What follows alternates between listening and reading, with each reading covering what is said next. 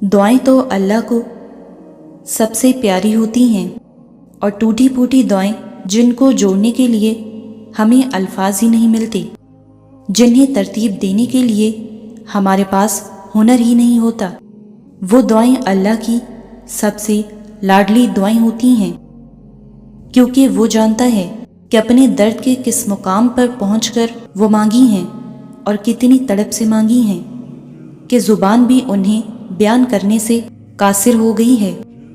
अल्लाह को अपने बंदे पे बड़ा प्यार आता है जब उसका बंदा आधी अधूरी दुआएं करके कहता है कि अब क्या कहूँ, कैसे कहूँ, तू तो सब जानता है, मेरी खामोशी समझ ले। यानी आपने ये मान लिया है कि वो जानता है और वो जान लेगा, तो फिर अल्लाह भी कहता है कि लो फिर मान गया मैं, सुन लिया मैंने, और अब तैयार हो जाओ कि मैं अता करने वाला हूँ।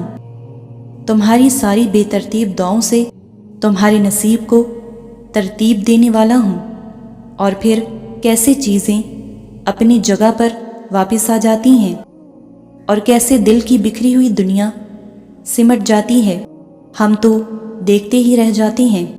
मेरे प्यारे अल्लाह के सारे काम ही बड़े प्यारे और अनोखे होते हैं।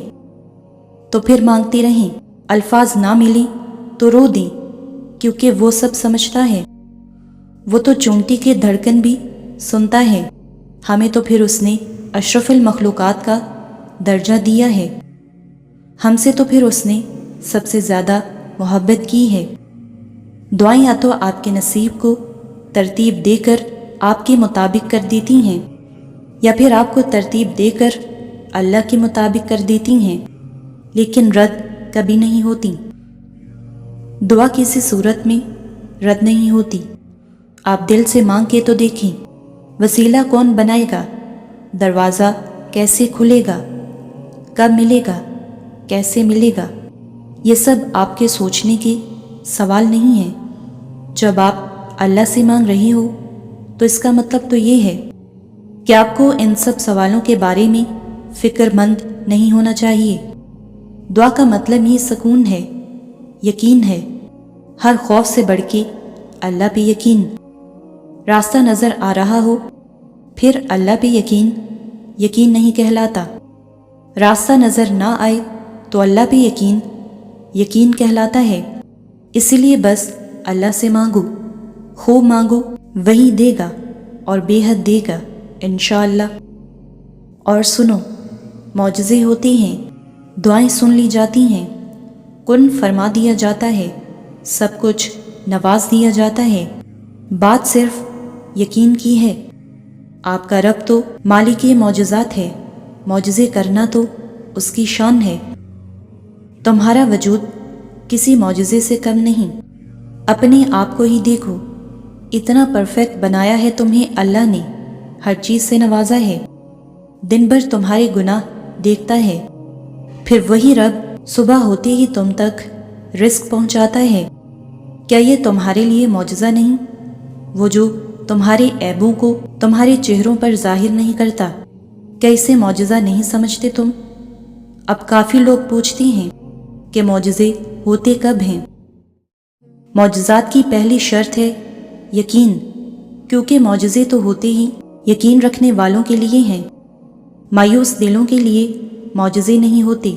मौजज़ा अल्लाह पर पुख्ता यकीन मांगता है।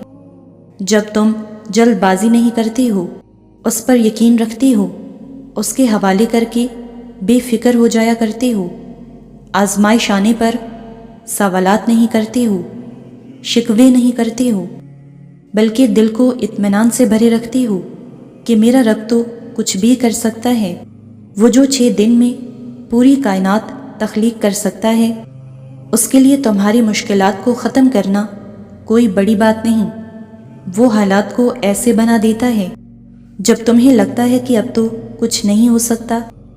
जानते हो वो ऐसा क्यों करता है? ताकि तुम्हें मौजज़े की शान दिखाए, ताकि तुम्हें बताए, क्या मेरे बंदे, तू तो मुझसे मायूस हो रहा था, मैं तो तेरे लिए वहाँ से रास्ता बना रहा था जहाँ से तू सोच भी नहीं सकता। पता है मौजज़े अल्लाह पर यकीन मज़ीद पुख्ता करती हैं। جبھی تو معجزات کے لیے یقین دریافت ہوتا ہے۔ کبھی فجر کے بعد کا سما دیکھنا، کس طرح وہ اندھیرے کو روشنی میں بدلتا ہے۔ کیا سمجھے اس بات سے؟ یعنی کہ اس اندھیرے کے بعد تمہاری زندگی میں بھی سویرا ہے۔ یہ اندھیرا ہمیشہ نہیں رہے گا، ایک وقت مقرر ہے جب تمہاری زندگی بھی روشن ہو جائے گی، اندھیرا مٹا دیا جائے گا۔ اس آزمائش کے بعد معجزہ ہے تمہارے لیے رب سے ملاقات کا۔ تمہیں خوف ہے کہ تمہارے ساتھ کیا معاملہ کیا جائے گا، تمہیں ڈر ہے کہ تمہاری دعائیں رد تو نہیں ہو جائیں گی، تمہارا یقین ڈگمگاتا ہے کیونکہ حالات ایسے ہیں، تمہیں ایسے لگتا ہے کہ سب ناممکن ہے۔ مگر یاد رکھو، اللہ اپنے بندوں سے بہت پیار کرتا ہے۔ وہ جب کسی کو دعا کی توفیق دیتا ہے تو پھر اس کی دعا کو سنتا ہے، قبول کرتا ہے، جواب بھی دیتا ہے، اور اللہ کے لیے ممکن ناممکن جیسی کوئی بات نہیں۔ وہ جو چاہتا ہے اس کے لیے اس کا ایک حکم ہی کافی ہو جاتا ہے۔ تو تم بھی مایوس نہیں ہونا، دعا کرنا کبھی نہیں چھوڑنا، اللہ سے اچھا گمان رکھنا۔ یہ آزمائش ختم ہو جائے گی۔ جب اللہ نے تمہارا نصیب لکھا تھا نا، تبھی اللہ نے اس آزمائش سے نکلنے کا راستہ بھی لکھ دیا تھا۔ بھلا ابھی وہ تمہیں نظر آ رہا ہو یا نہ آ رہا ہو، جب دعا کی توفیق نصیب میں لکھی تھی تو تبھی قبولیت کے اسباب بھی نصیب میں لکھ دیے تھے۔ تم بس یقین رکھو اللہ کی ذات پہ، اور سنو، دعا کبھی بھی عام نہیں ہوتی۔ ہم میں سے بہت سے لوگ اس کی اہمیت کو سمجھ ہی نہیں پاتے کہ دعا کی کیا اہمیت ہے۔ دعا کے بارے میں اللہ پتہ ہے کیا کہتا ہے کہ جب اس کا کوئی بندہ دعا کے لیے ہاتھ اٹھاتا ہے نا، تو اللہ کو حیا آتی ہے کہ وہ اس کو خالی اور نامراد لوٹا دے۔ یہ بات پتہ ہے کیا بتاتی ہے کہ اللہ اگر دعا کی توفیق دیتا ہے تو کبھی ایسا نہیں ہو سکتا کہ اس نے اپنے بندے کو خالی ہاتھ چھوڑنا ہو۔ اللہ تعالیٰ کے خزانے لامحدود ہیں۔ آپ دعا کر رہی ہیں، آپ کو توفیق مل رہی ہے، تو یہ نہ سوچیں کہ کیا ہوگا آپ کی دعاؤں کا، بلکہ یقین کر لیں کہ اللہ نے آپ کے نصیب میں کوئی بہتری لکھی ہے۔ تو دعا مانگتے رہیے اور اللہ سے جڑے رہیے۔